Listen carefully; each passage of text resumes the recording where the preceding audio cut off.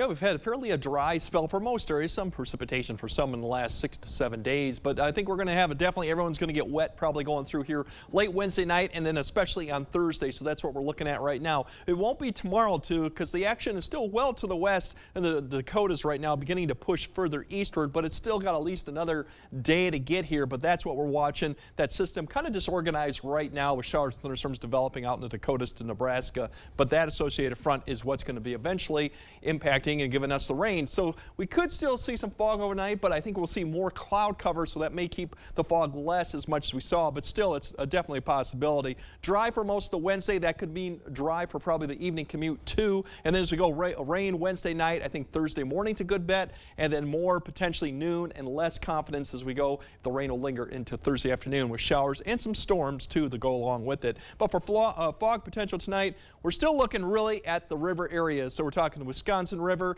and I think as you go further northeast of I-94, they'll have less cloud cover or high clouds begin to push in. That could be another area just along that area that could see reduced visibilities down to about 2 or 3 miles. Once again, around the 6 to 8 a.m. time frame, and that quickly then burns off. Overall, we're going to see more clouds, high clouds as we get towards the morning commute for most areas.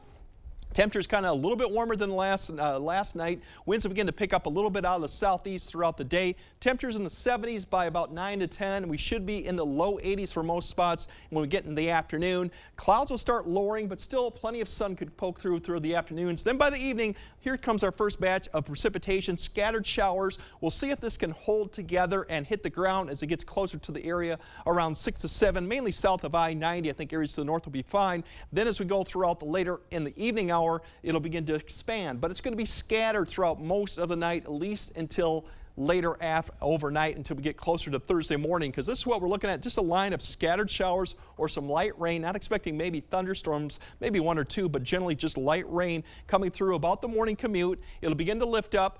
This scenario actually begins to pick up a little bit more intensity and coverage as we go through around noon. We'll see if that kind of develops. It'll push further to the east as we go in the afternoon hour. Could be even some partial clearing behind the system, the front coming through, but then we'll probably see some redevelopment in the afternoon with more potential redevelopment go further south to go.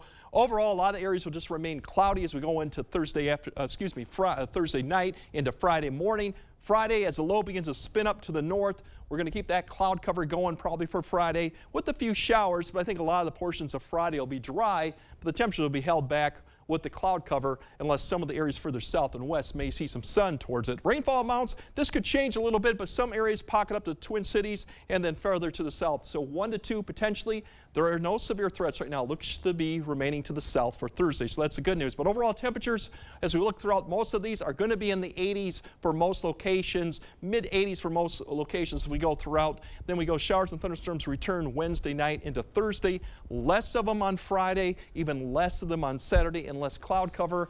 Like last weekend, I think Sunday looks the better of the 2 days, but notice the temperatures. We come down, we come back up to seasonable, and then we kind of go back down later next week. So no heat or humidity, so that's good news. But we are going to get wet for a period. Great, yeah. All right. Thank you, Greg.